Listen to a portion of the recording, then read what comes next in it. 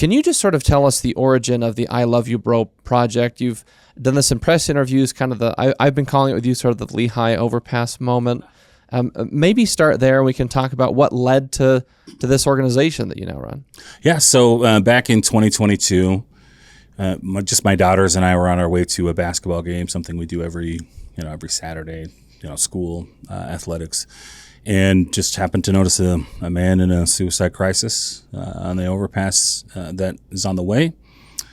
Pulled behind him, pulled over, and told my oldest daughter, you call the police, and told the other two to kind of just chill in the back. And the dad's got this moment kind of a thing.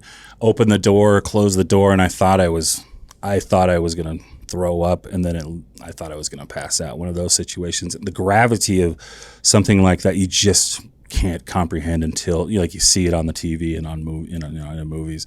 But I said a quick prayer, just please, Lord, let this guy know that he's loved. And it's not like I had this water into wine situation, but I had a little boost of confidence. Then I had the feeling to just open my arms to him, like I wanted to give him a hug. And I was thinking, man, I just looking like me, being as big and, just being me, I could make this worse. And so that's when I did open my arms to him and started slowly walking towards him, saying, and I started shouting, actually, I love you, bro.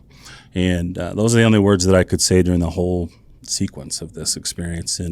And I repeated it over and over, and, he was able to hear me finally, got directly beneath him, and he started choosing, looking between, me and the great beyond. And I had some inspiration to jump up and grab him and lifted him over this protective fence and slid down to the safety of the sidewalk there on the overpass and just sat and cried with him and just told him, I love you, bro, over and over, and had this really powerful moment with him.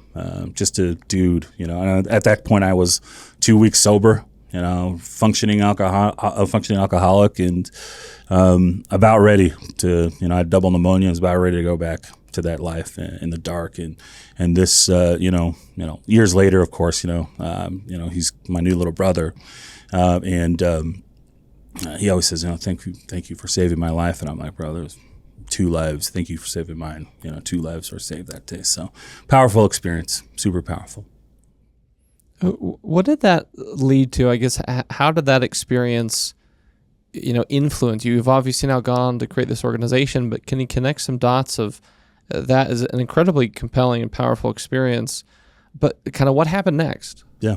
So I invited him, he found me actually, saw the story, went crazy viral. I was on Fox News and MSNBC and doing all these interviews. He sees his own story on the news. And so he reaches out to me through Facebook Messenger.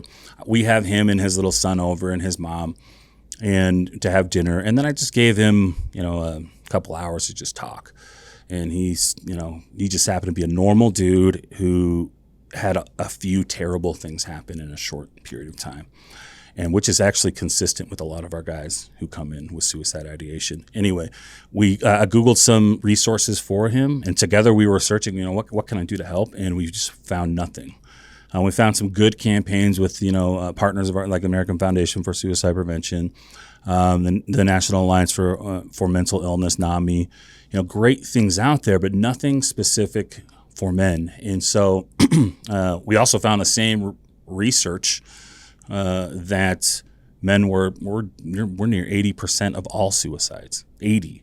And it was shocking to me. And so from there, that's what really moved me to start doing something. And I know I have a pretty good personality. I can talk pretty well with people. I think I can get a couple friends together, some family maybe, just to help him, and get him some connection. And I did. I started just with a small group and, doing this with him. And it suddenly started having more and more guys show up to this, and word of mouth started spreading. And from there. And so since then, that's what I do now, man. That's what I love.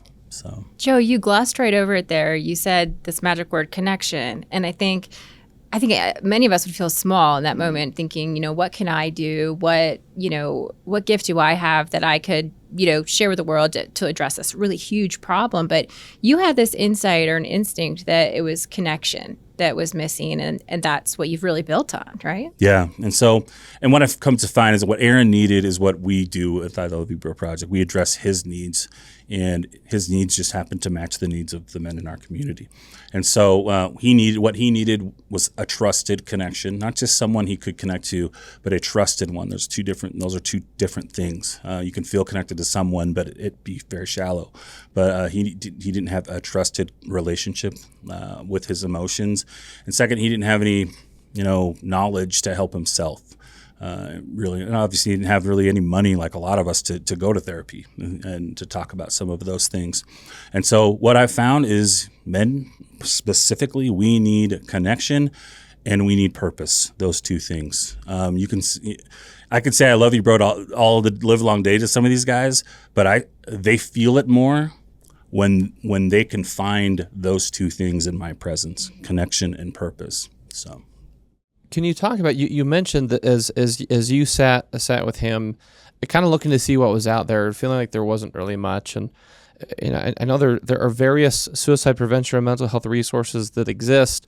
Why did it feel like what you were searching for him in that instance, you couldn't really find a resource to address that? Can you talk more about kind of the lack of resources that felt like it would have helped in that circumstance? Well, we are in a society of intervention, crisis intervention. And to me, what I've learned is that we funnel so much money into intervention when it needs to be in prevention. And so when we're talking about funding, when we're talking about opportunities for men to start opening up, Aaron needed a space to be able to start talking and to be able to open up freely in front of specifically the other men, and to build some of that connection. What's out there currently is we have a lot of wonderful crisis intervention. We need to have more prevention intervention. Our funding needs to go more towards those things. So that there doesn't have to be a freaking overpass story. There shouldn't have to be one. Yes, those things are inevitable. Sure, you can say that. But in Aaron's case, and in many men's cases, many people's cases, we need more funding towards the prevention of an overpass story, and less on, it's gotten so bad that we need to now address that rather than way before that. So it reminds me, a few years ago in a different work capacity, I was working for the Salt Lake Chamber, and we were doing some work around suicide prevention in the business community. And I remember we're just working with some of the folks at the state in that capacity. There's this analogy of if you're standing on a riverbank and you see somebody floating by who's drowning, struggling to keep their head above water, and you think, well, I should dive in and grab them and bring them to shore.